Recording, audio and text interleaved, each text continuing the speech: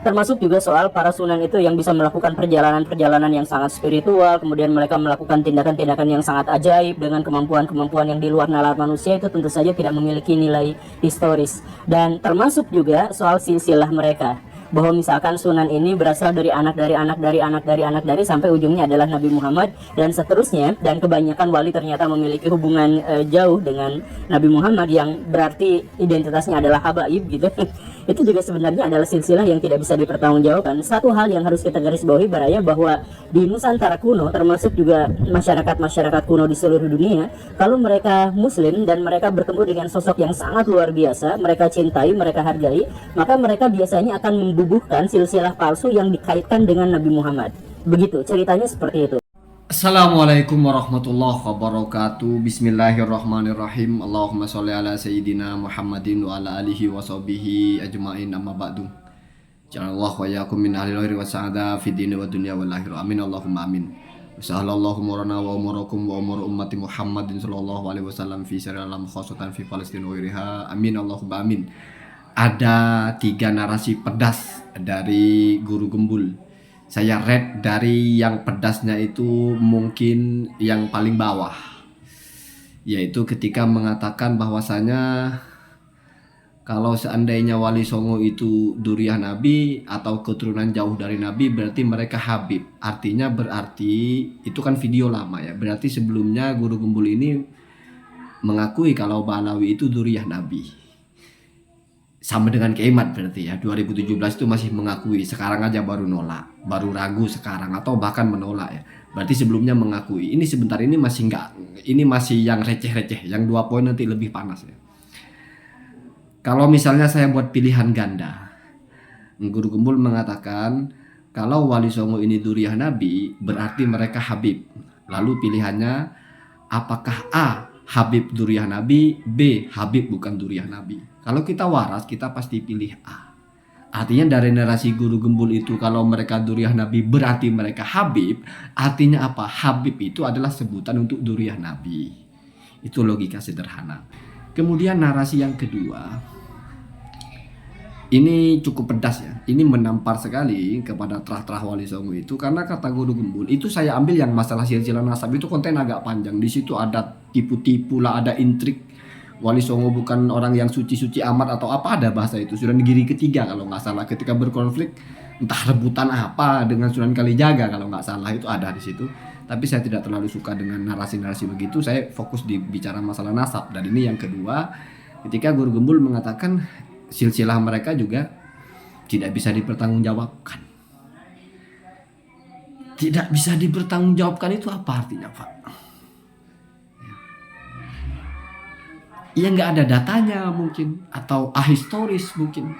Silsilah mereka kemana maksudnya? Bahwa mereka itu keturunan Rasulullah. Bahkan kalau Anda simak di konten itu, tentang nama Jumadil Kubro itu salah nama, Najmuddin Al-Kubro dan sebagainya, macam-macam di situ ya. Cuman saya fokus kepada narasi ini. Silsilah Wali Songo ke Rasulullah itu tidak bisa dipertanggungjawabkan.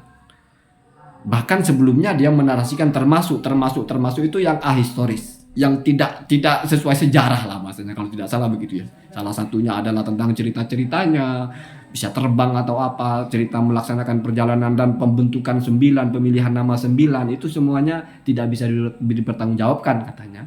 Bahkan masalah nasabnya pun termasuk kepada yang tidak bisa dipertanggungjawabkan, bahwa ini anaknya ini sampai ke Rasulullah.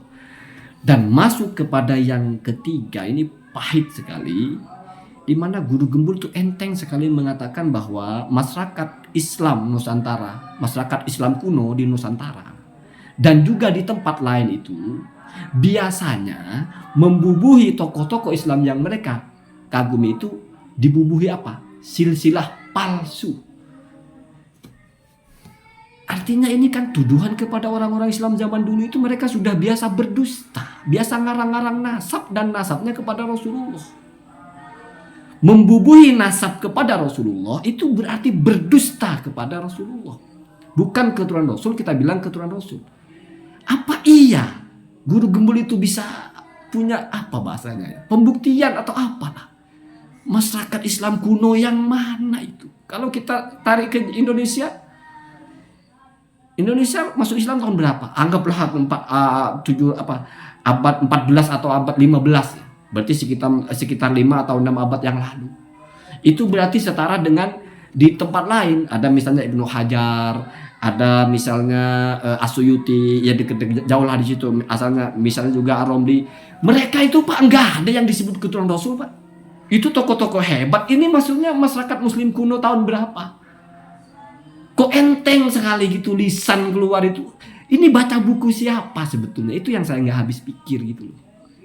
Apa mungkin maksudnya Syekh Abdul Qadir Jailani itu tiba-tiba keturunan Nabi? Jadi mungkin karena diagung-agungkan terus keturunan Nabi. Ar-Rifai keturunan Nabi, Asyadili keturunan Nabi, mungkin begitu maksudnya ya.